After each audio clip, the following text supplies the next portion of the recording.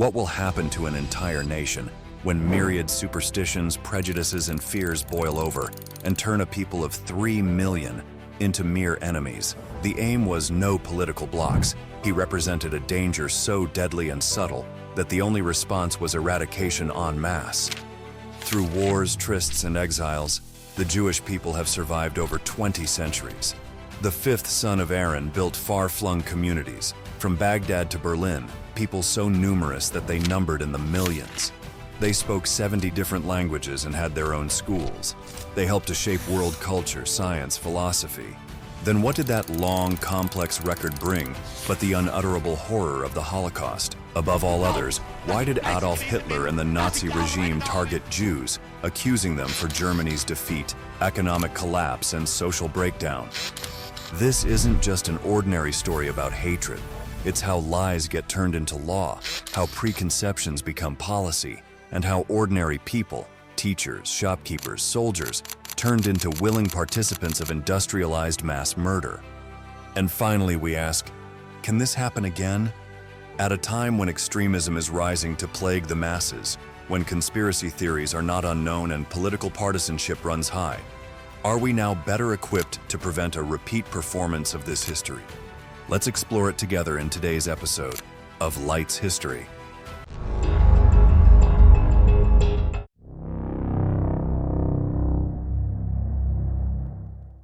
Since human history began, the Jewish people have been closely knit into its fabric. The Jews are among the oldest cultures in the world.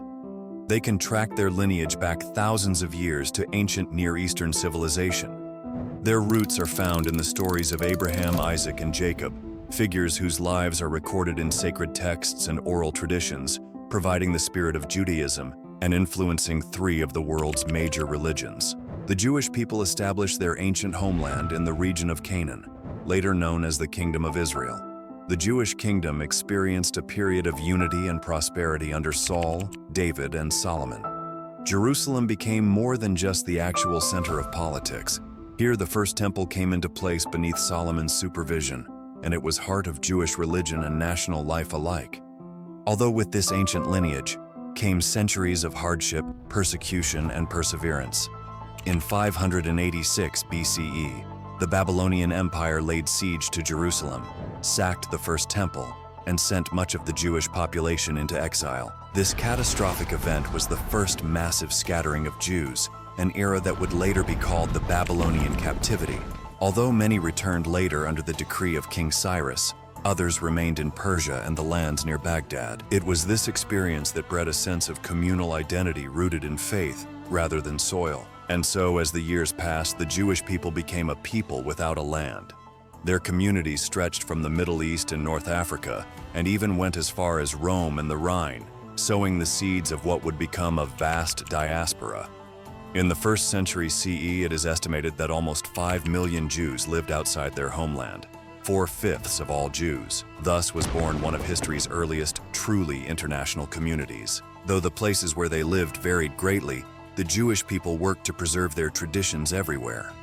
They built synagogues and schools, maintained religious practices, and taught their dialect of Hebrew or Ladino from one generation to the next. Whatever language the mothers use in my house, I also use, as the old saying goes. They established their own institutions and legal systems, called halakha, which ruled both religious and daily life. These enclaves became bastions of culture and resilience that persisted even as they suffered from increasing suspicion and hostility. Suspicion of Jews turned to hatred as it spread throughout medieval Europe. Deicide accused, the killing of Christ, became scapegoats for society's ills. Blood libels flourished too, ghastly stories about how Jews kidnapped and killed Christian children in a ritual sacrifice.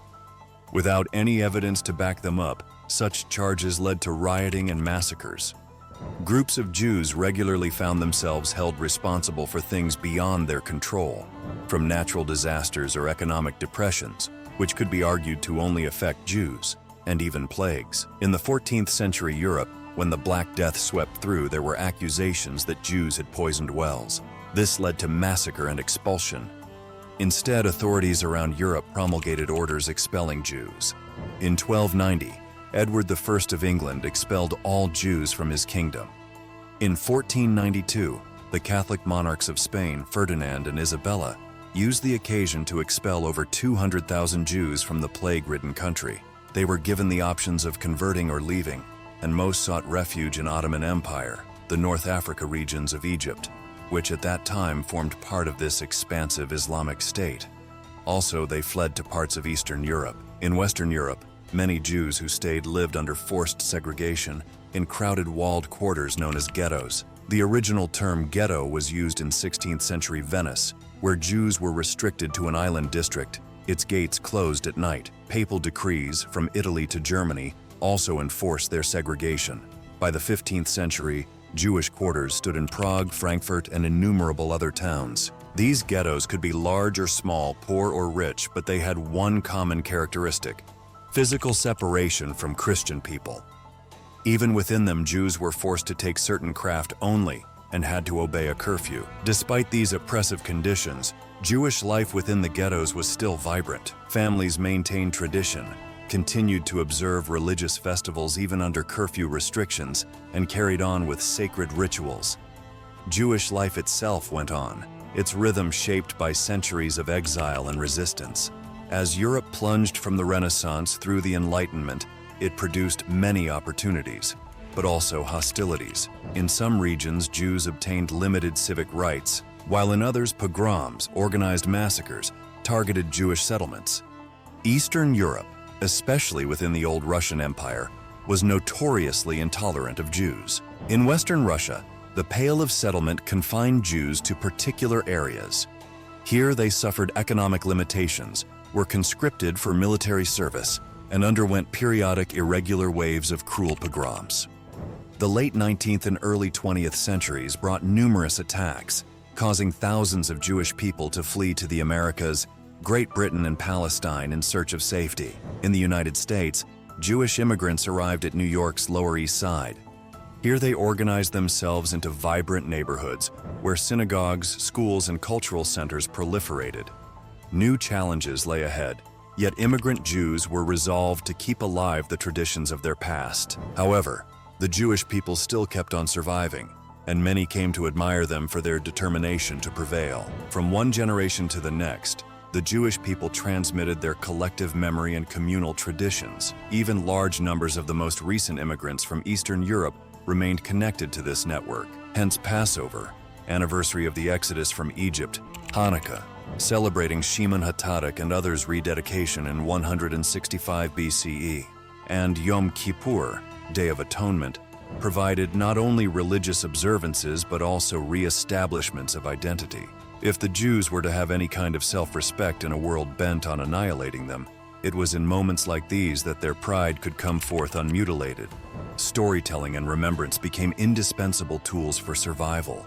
The stories of ancient prophets, good kings, miraculous deliverance were passed down from generation to generation. The Talmud, a vast compilation of religious commentary and exchange, was a continuing moral compass for Jewish communities. It dispensed wisdom on legislation, ethical questions, and spirituality. Scattered around the globe, our brethren are united by a common inheritance and faith.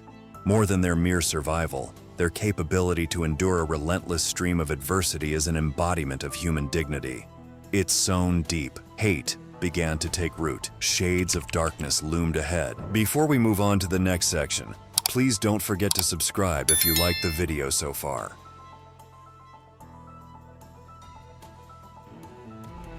However, the roots of anti-Semitism in Europe go back much further still. More than a millennium ago, early Christian theologians accused Jews of killing Christ, a charge that was to reach forward into Jewish communities for centuries. Church fathers such as John Chrysostom delivered vitriolic sermons against Jews, calling synagogues brothels and exhorting Christians to keep away from their Jewish neighbors. These early denunciations laid the ideological groundwork for the systematic persecution that was yet to come. Throughout the Middle Ages, tensions simmered and grew. The First Crusade in 1096 saw the unleashing of a wave of pogroms throughout Europe. Mobs of crusaders attacked Jewish communities in France and the Rhineland, massacring many thousands. Whole families were wiped out. Synagogues were burned to the ground and survivors were forcibly converted at sword's point. Chroniclers tell grisly stories.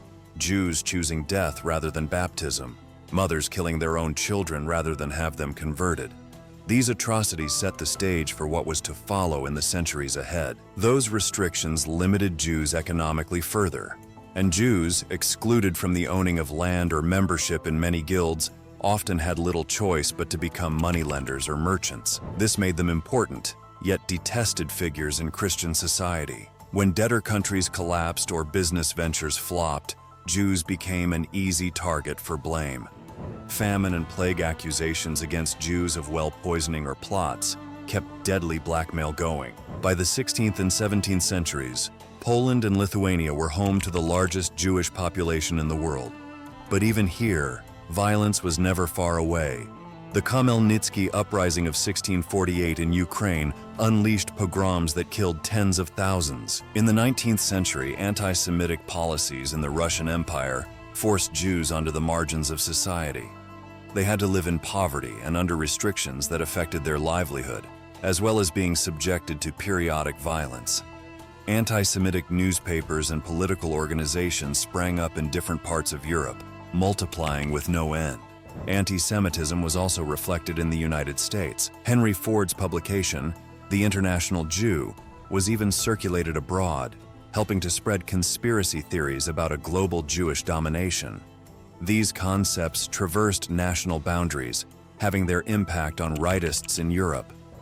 The end of World War I left Germany overwhelmed, both economically and politically. Hyperinflation, unemployment, and betrayals of all stripes turned soil that was ripe for scapegoating. The right-wing parties started it off with accusations like, the blame for Germany's defeat rests on the Jews, or how bad they themselves had suffered because of financial managers. There was also radical nationalist organizations that began to attract followers. Adolf Hitler, a failed art student and embittered soldier who had fought in the war, joined this party. In Mein Kampf, which he wrote during his imprisonment in 1924 when he was 35 years old, Hitler followed the reasons for his doctrine. Jews were racial adversaries who sought to interbreed with Aryan blood, and so undermine German culture. They were to blame for capitalism, communism, wayward art of modern types such as Dadaism, and general moral decay. He immediately sought to implement these beliefs on becoming chancellor in 1933. The Reichstag fire provided a pretext for crushing political opposition. In March 1933, the Enabling Act gave Hitler absolute power. The first concentration camps opened during that year, initially for political dissidents, but they soon expanded to include Jews. Economic boycotts targeted Jewish businesses. Stormtroopers in their brown shirts stood outside Jewish shops in April 1933, daubing them with graffiti and harassing customers. Jews were purged from civil service, universities, and the arts. The law for the restoration of the professional civil service ousted Jews from public office. They were shut out of most jobs in medicine, the law, and academia. The turning point was Kristallnacht, on the night of broken glass, 9 to 10 November 1938. Ostensibly in retaliation for the assassination of a German diplomat in Paris, Nazi leaders executed a pogrom throughout Germany and Austria. Over 400 synagogues went up in flames. Jewish shops around town were sacked and looted. Jewish homes were raided. 30,000 Jewish men were taken off for oral processing in concentration camps. The shattered glass of store windows lay on the streets, a dismal token of things to come. During World War II, Nazi rule expanded across much of Europe in the occupied areas of Poland. For Jews, their life was to be kept behind walls and fences, cooped up in urban prisons where disease ran rife and people died like flies. In the Warsaw Ghetto, more than 400,000 persons were packed into crowded squalor.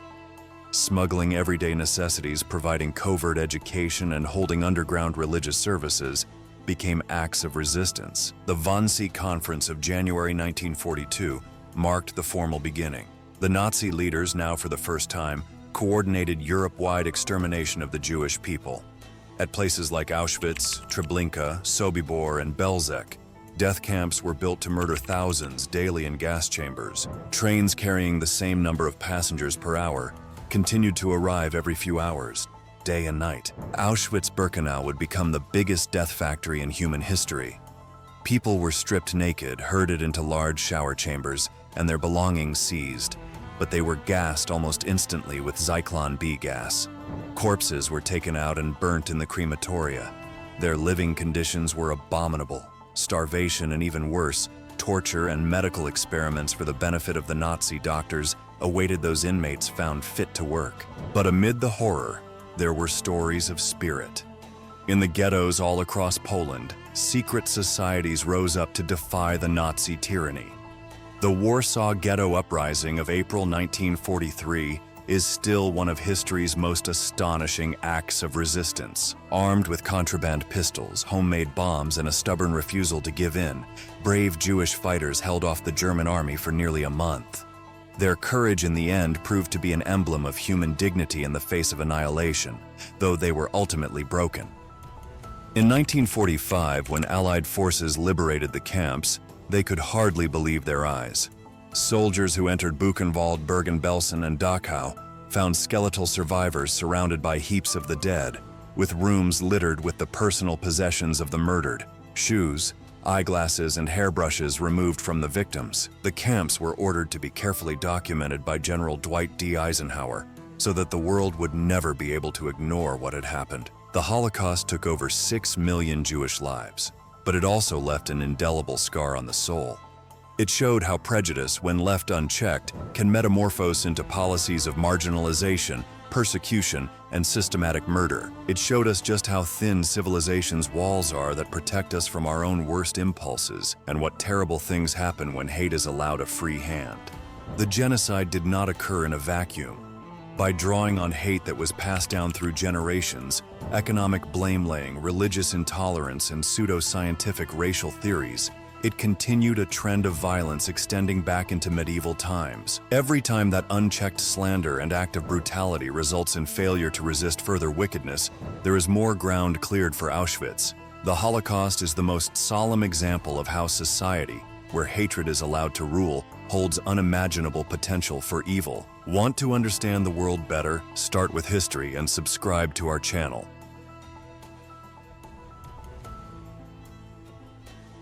After the Holocaust, the world tried to come to terms with horrors which they simply could not understand. Photographs and testimonies from survivors showed the unutterable, piles of skeletal corpses, survivors with empty stares, and the few remaining members of a race that had nearly ceased to exist altogether.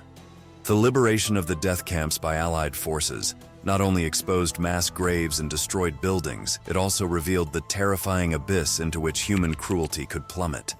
For survivors, freedom was a paradox of relief mixed with untold sorrow. Many people emerged from the camps only to find that their families were gone and their homes destroyed.